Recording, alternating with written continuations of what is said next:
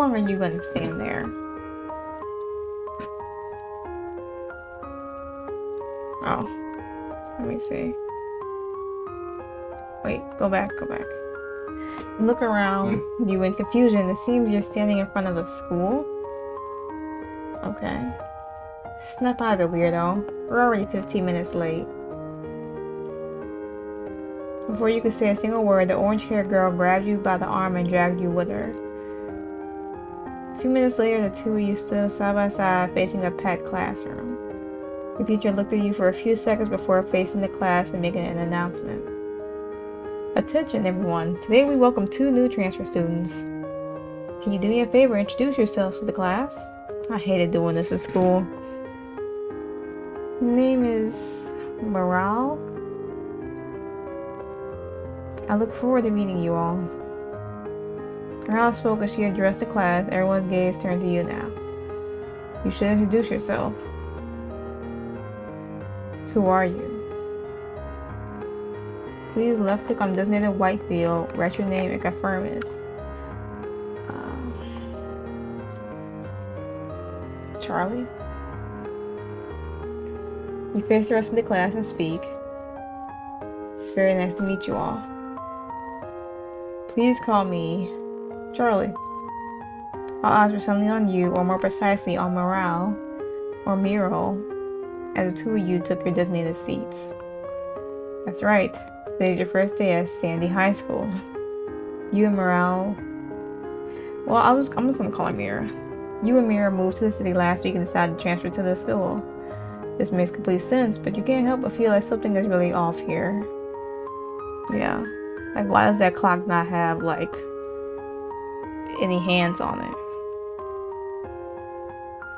The teacher let out another long sigh and went on with the lecture. A few hours later, it was finally lunchtime. Head to the admin office to finalize your resignation. Want me to come with?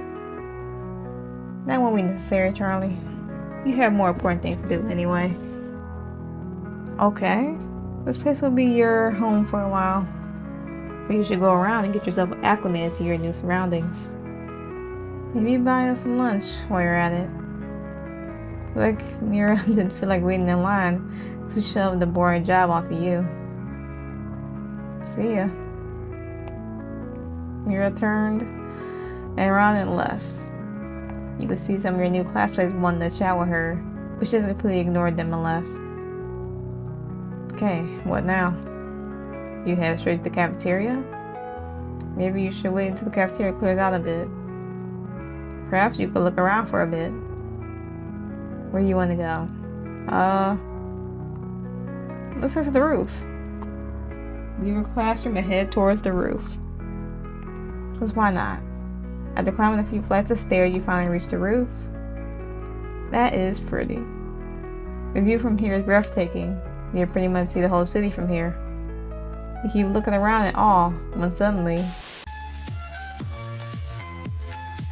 Seems like you're not alone up here. There's someone else. Someone who's lying on the ground a few meters away from you. You slowly approach them while keeping an eye on your surroundings. The more you approach, the closer their face came into view. But for some reason, you can't make out their face. Everything feels distorted somehow. The closer you get to them, the more distorted your vision becomes. You need to get close. You need to get closer to them. Only then will you be able to make out their face. Only then you will be able to tell who they are. Question mark? Every fiber of your being is suddenly screaming for you to stop. To turn around and look away. To pretend you never came here in the first place. But you continue approaching until they were right in front of you. What will you do now? I guess we got this far. Let's look at their face. You lower your head and stare straight at their face, refusing to look away. The person lying on the ground suddenly opens his eyes. Did he die?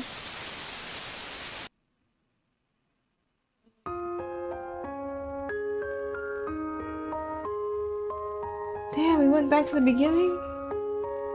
Ain't that some shit? Alright. I'll be right back, y'all. Alright, so we are heading to the library. It was a misclick. Not gonna let me go back, so we're just gonna hit the library. But expected the place was empty. Everyone must be in the cafeteria right now. You turn around ready to leave when... You're not the blue lady. Who are you? What are you doing in the library? What are you doing in the library? A strange girl wearing the even stranger attire was standing in front of you the whole time. But for some reason you didn't notice her presence until she spoke. Did she send you here? You take a step back and introduce yourself. She knows our name. Okay. Is that your real name? A strange girl suddenly approached you and stared at you in the eyes. I see. So that's who you really are. I wonder if this is another one of her plans. Is that music?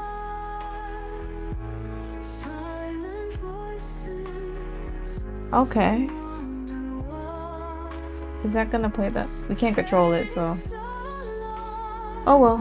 Or... Is this a test? Question mark? Is this his test for me? Damn, she's on the other speakers to the library. Did he send you? Who's he? How can I die? How? Strange girl started shaking your body. Her tone and facial expression didn't change one bit, but you could tell she was freaking out right now. Damn, let go of me. Yeah, you tripping. You're right. This is a test and I'm going about it the wrong way. I'm sorry. I look forward to being evaluated by you, observer. The strange girl suddenly bowed to you and left the room. You stood there completely confused for a moment before you let out a sigh and left. You head to the cafeteria. Okay. After that weird encounter, you finally arrive at your destination. Let me save, I guess. I don't know. It's time to stand in line and buy lunch for you and Mira. However, no matter where you look, the cafeteria is completely empty. Not a single student around. This makes no sense. Even though you did show up late to avoid the crowd, it's still lunchtime. The school cafeteria should not be empty right now. So, where is everybody? You keep looking around in confusion when someone suddenly appears in front of you. Who's Cece? Who are you? It's really me. Okay. Cece suddenly jumped on you and gave you a tight hug. How did you get here? Super happy to see you again, but I don't understand. How are you here? You're in complete control. You're you. She stares at you in confusion. She's confused as much as I'm confused. Her expression displays both happiness and fear. It seems she's hoping you'll be able to answer her questions and put her mind at ease. Sadly, however, you're as confused, if not more confused than she. So you simply take a step back and explain everything that happened to you so far. Really? So you just found out yourself at the front gate of the school? Just like that. You nod your head. What about before? What about before that? How did you get here? How did you find this? Before Cece could even finish her words, a loud voice interrupted your conversation. Good. You're both here. I finalized your registration, Charlie. Congratulations, you're officially a candidate now. Whatever that means. Don't worry, I'll explain everything soon enough. But first, let's get the other candidates in here. Mira spoke as she snapped her fingers. 600 people suddenly showed up in the cafeteria. Naz, Hassan.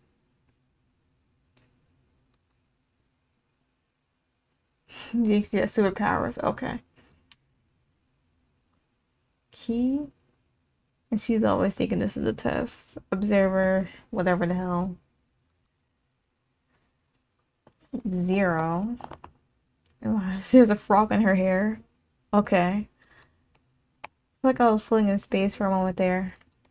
Teleport me again. Okay. Carmen. Jack. Okay. Okay, enough delays. Let's begin. First, let me congratulate you all on surviving the first trial of the game. First trial? Yes, every person in the school was a potential candidate. I say was, because except for you 8, the rest had been killed off. What? This school was set specifically for this trial. You were all transferred here and your memories were manipulated. Those with a weak will, with a pitiful presence. The observers of this world simply accepted their new reality and went on with their lives. They attended classes, stood in line at the cafeteria, and enjoyed a carefree high school life. Not one stopping there wondering how they even got here in the first place. Pitiful NPCs. However, you 8 were different. You saw through this fake existence. You refused to look away and accept this sweet lie.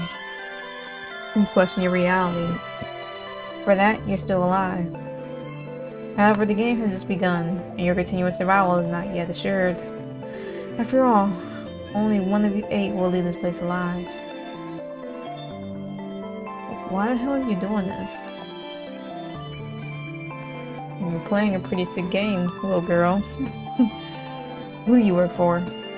Who sent you? You two are asking the wrong questions. Or rather, you're asking them at the wrong time. Okay. Hi. Yes, I'm right. Orange daughter. Okay.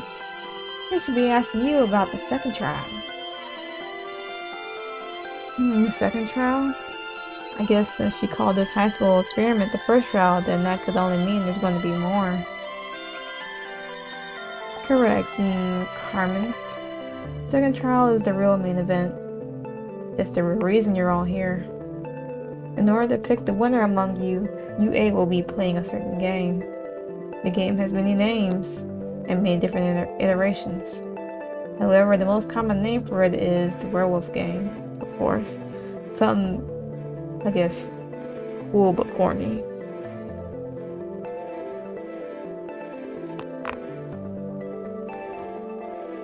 The fuck social deduction game is this some sort of joke? You want to play a children's game? I won't take it lightly if I were you, Jack. The second trial might be based on the werewolf game, but the consequences are very real. You won't be role-playing around. You will become the roles you're given. Roles? Standing among you right now is a real killer.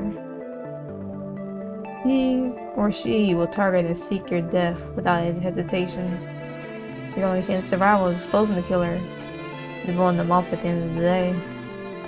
Standard werewolf roles. However, in addition to the killer and innocent role, there are 3 additional special roles. I swear I played a game like this before where there was an unknown killer, but I can't recall the name of it, but oh well. First, the guardian angel role. The person with the guardian angel role will be able to choose to protect one other person each night. If the guardian angel chooses to protect the person the killer targets, then congrats. You have managed to prevent the killer from claiming their victim. Second role is the vigilante role. The person with the vigilante role is able to target and kill one person each night. However, targeting and killing anyone who is not the killer would result in the vigilante killing themselves. Pretty fair trade-off if you ask me. Eye for an eye. Finally, the third and last role is the detective role. The person with the detective role is able to investigate one person each night to determine if they are the killer or not. Never convincing others about your findings by filling your role to the killer is a whole other matter. As you can see, each role has its advantages and disadvantages, ensuring the fair trial. Now, to end this explanation, I'd like to remind the killer that targeting someone during the daytime is completely forbidden. Breaking this rule, or any other rule for that matter, will result in the offender being immediately killed. Every single one of you is implanted with a small chip in your brain. The chip is completely attached to your optic nerve and is able to witness anything you see. Upon discovery of any rule infringement, the chip will automatically release a powerful electric surge through your nerves, thus frying your brain immediately and killing you. You plant something in our brain? As long as you don't break the rules, you have nothing to worry about.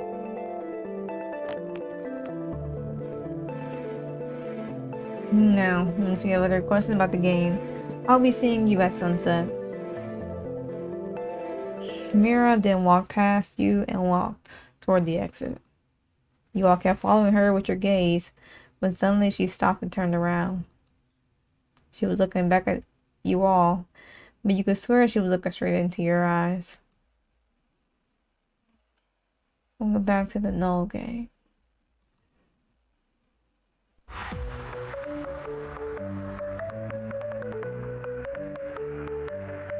We chase the night, no silent shadows, no dreams collide, no through the void we run, no.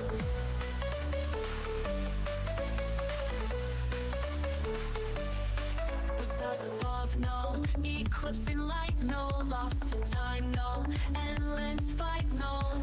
No, we fall. Went from a game to like a music video. No, we dream, no, we scream, no.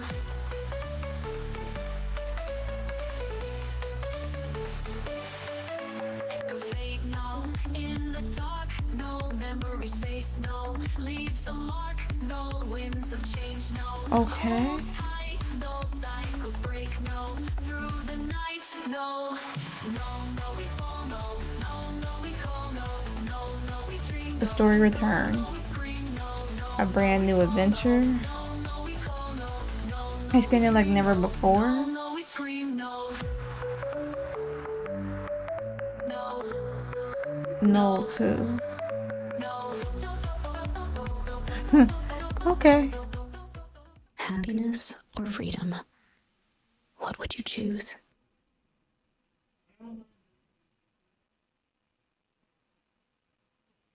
All right. Yeah, let's process what just happened while we lift our head to the mighty blue sky. Oh, suddenly a voice brings you back to reality. No, Cece, we're not okay. Cause what the hell? You look back at Cece and nod your head. No game is happening again, huh? By the look of it, this one's even more messed up than the last. Not only is the game's host different this time around, but so are their participants. Or at least some of them. The setting is different too. Why Sandy High School, out of all places? Why Mira? Why her? Why a version of his daughter? You're asking a bunch of questions. God help me. Sorry, Charlie. I don't mean to confuse you. After all, you see something approach you and held your hand. You have no idea how happy I am to see you again. You have no idea how much I waited for this. We're finally together again. Cece leans forward as she held tethered to your hands when Zero popped up, all happy and hi. Very shameless, very shameless. Cece let go of your hand and face Zero. What do you want, weirdo? Don't be like that, Cece-chan. There's nothing wrong with forming alliances. It's the only way to survive this game, right? Right? And what better way to submit an alliance than a pretty heated kiss? That's not what we're doing. Sure, Cece-chan. I'll get off your hair. I didn't mean to cock block you or anything. Have fun, wink wink. Zero then waved her hand and left. You watched her leave until she left your sight. Damn, Zero, she is no less a freak as a participant. But she's right about something, Charlie. The no game is officially started. Alliances are bound to be formed. And sooner or later this game will spiral into fucking madness again. We need to escape. Early this time. Trust me, Charlie. This is the only way to truly survive this game. You look back at Cece and nod your head. First we should start by searching the place. Last time I just dragged you along with me from one place to another. Not once did I ask for your input. So how about you lead the search this time around? Where do you think we should go? Maybe the library? Yeah, I guess kind of like an obvious spot. In a way. Pretty nostalgic, huh? Okay, let's head out. You nod back to Cece, the two of you head to the main building. After walking past a few classrooms, you finally arrive at the library. This one is way bigger than the last, isn't it? Oh. Cece then approached one of the shelves and ran her hand across the books. Even though it looks different, it still feels the same. Don't you agree, Charlie? Feels like it was only yesterday you and I were searching around the library. Searching around for a way to escape. I was so convinced the library had answers I was seeking. I was so convinced I knew what I was doing. God, it feels like it's been years since then. A lot of things have changed. Including myself. Cece then stopped and touched her hair. You haven't said anything about my hair. It's longer than before. Do you like it? If she is asking, she must want me to like her longer hair, so she would like it. Do you nod your head? Thank you. Cece then suddenly fell silent, her cheeks flushed brighter and redder than ever before. We should get going. Yes, the library has nothing useful for now. Let's go.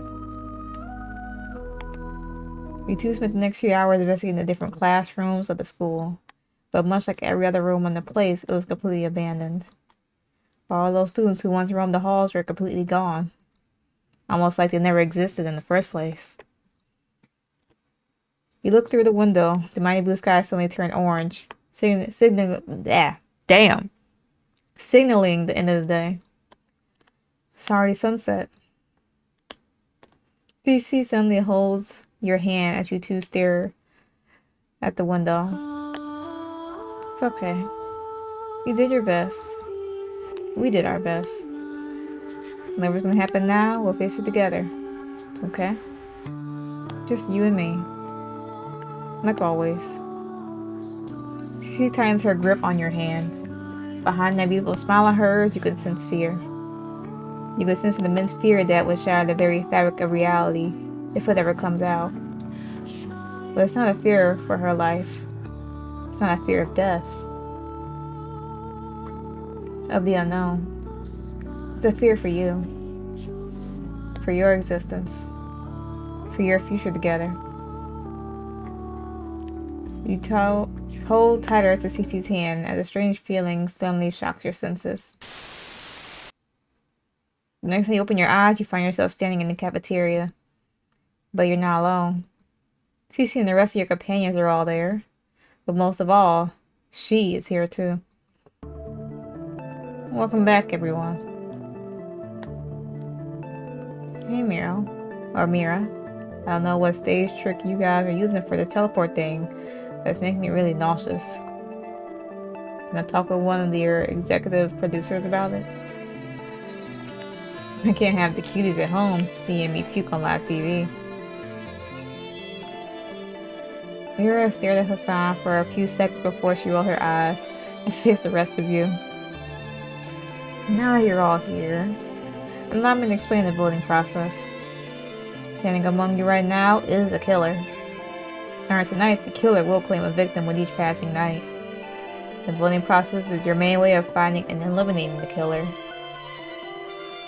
The process is simple. You simply discuss the situation among each other and then vote. Each one of you gets to vote, and the person with the highest number of votes gets eliminated. Any questions? By eliminate, you mean killed, right? Whoever gets the highest number of votes will be killed. Affirmative. This is insane. You really expect us to send someone to their death? You can always choose to vote on no one. However, that would only benefit the killer, of course. We don't care. We're not going to play your sick game. We're not going to kill anyone. What do you mean by we? Nazi-chan? Don't go around forcing your own opinion on the rest of us. That's not cute at all. What? I agree with the blonde woman. I'm making a choice is a choice in itself. If this killer truly exists, then doing nothing will send us to a certain demise. What about the special roles?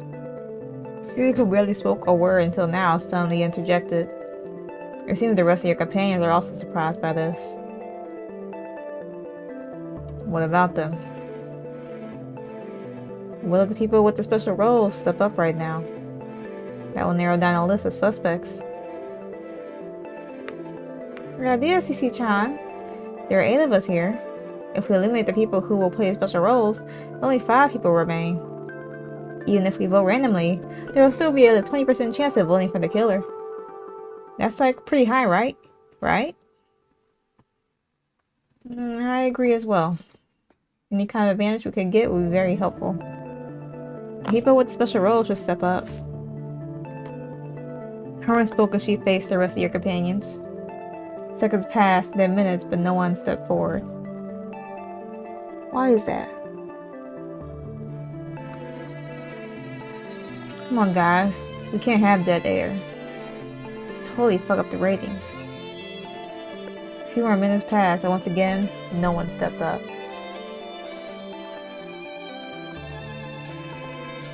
Enough. This is a waste of time. Don't be so hasty, Amira-chan. This is super duper important to us, so just wait a bit, okay? We can wait all night and nothing will change, because the special roles haven't been assigned just yet. Huh? Unlike the killer role, the special roles are only assigned during the first night. That's when you start using them after all. So at this moment, none of you has a special role yet. I see.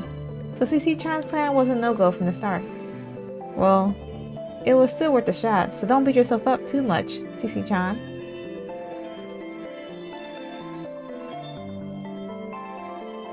You were trying to bait the killer, huh, Cecilia? Bait the killer?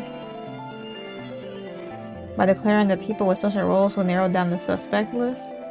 She was basically saying that whoever steps forward will be seen as 100% innocent. She was hoping that would tempt the killer to falsely claim they had a special role. And since the roles haven't been assigned yet, that would immediately expose them as a fraud and the game. That is smart, though. Very impressive strategy. However, it seems the killer is smarter than what you gave them credit for, Cecilia. Or perhaps you're the killer and this whole thing was a diversion to make the others trust you. True. Perhaps I'm playing rather into your hands.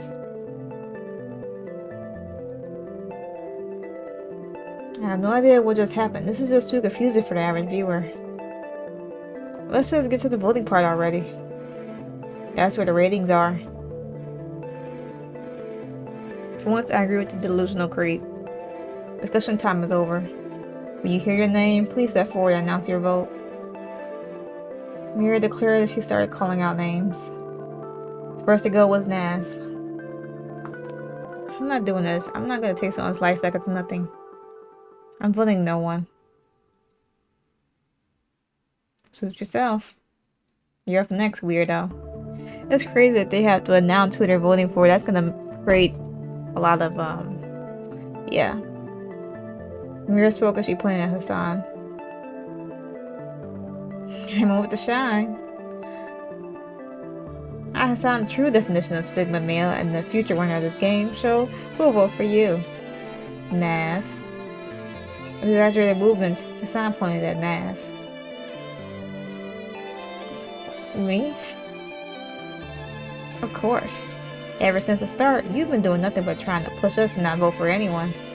And who would benefit more than the killer? So my vote goes for you, Naz. No hard feelings though. I just want to win the game show.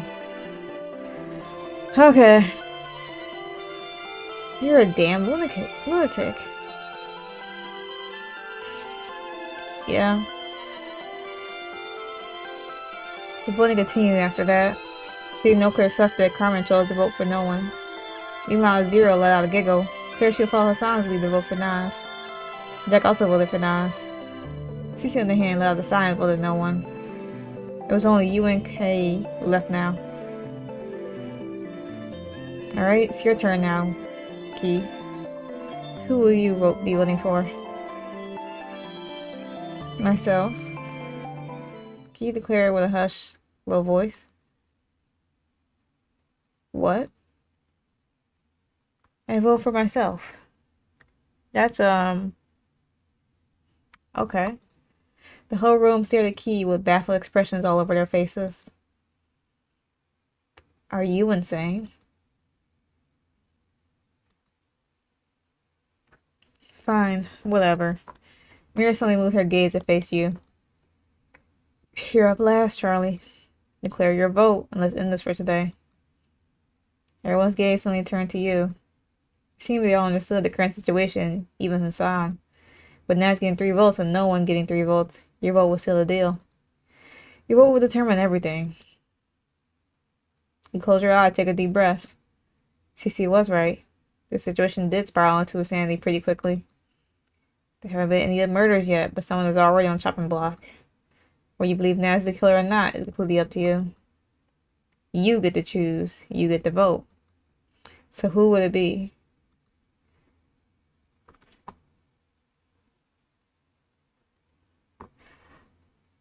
But if it's a tie, then what? Simple no Hassan. Fuck that guy. That's correct, I hope. Yep, I'm putting Hassan. Hell, dude, why me? I see now.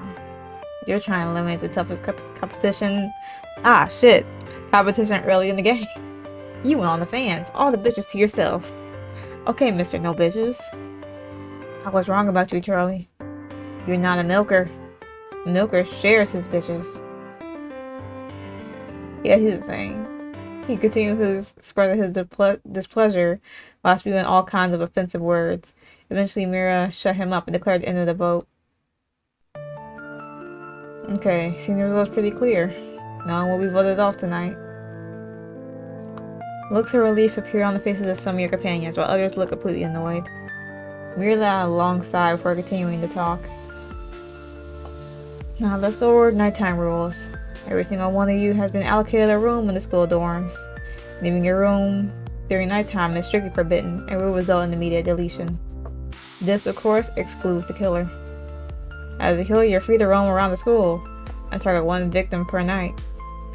Participants with special roles are also technically allowed to leave their rooms during the night. However, the whole process is fully automated, and you won't be conscious during it. Your mind will continue to sleep while your body will accomplish the special role. Think of it like sleepwalking if you want. That's pretty freaky. If there are no questions, I'll be seeing you all tomorrow. Mira gave you all one last look before she snapped her fingers and suddenly disappeared. The room fell silent once again, but then someone suddenly approached you. Hey. Naz looked at you with a smile on her face. Okay. I want to know that I had no doubts. I had no doubts you'll make the right choice, Charlie. Beneath those hollow, empty eyes lies a genuine person. A kind person. I realized at the moment I laid eyes on you. I won't forget this, Charlie. I promise. Madison approached you and gave you a tight hug. See you in the morning. Hopefully. Naz then waved her hand and left while avoiding the look at the 30 people who tried to vote her out. You're quite the ladies' man, Charlie. Let's hope your little decision doesn't come back and bite you in the ass later on. Ciao. Zero ruffled her hair and skipped out of the cafeteria. You're Charlie. You might be the MVP today, but it's not over just yet. I will not let you upstage me in the popularity polls, nor will I let you snatch the victory. I will be the one to win the game show. You just wait. Hassan rolled his eyes and left. Ted Jenner is a cancer on society. That's why I voted him. Cece looked at Hassan in disgust before facing you. Anyway, the first day is over. We did what we could do for now. Let's head out. Alright. We'll save here also. Head back to the title. Oh. I don't know why I did that. But, yeah, so this is Deathloop. If y'all are curious about this game and want to try it out for yourselves, this is kind of like the basis of it. I did play a game similar to this, so I kind of already know the gist of it, you know. I don't know who's going to be the killer, who's going to be like the last one standing, but I played the game pretty much bar for bar like this. Forget the name of it though, but it was nice. I don't think I finished it though, but I think I was making quite a bit of progress, so I'll have to see if I can find it, maybe pick that up again. But if this game intrigues you, I will put everything in the description below. Y'all check it out. If not, that's totally fine. Regardless, hopefully y'all enjoyed, and I'll catch y'all in the next one.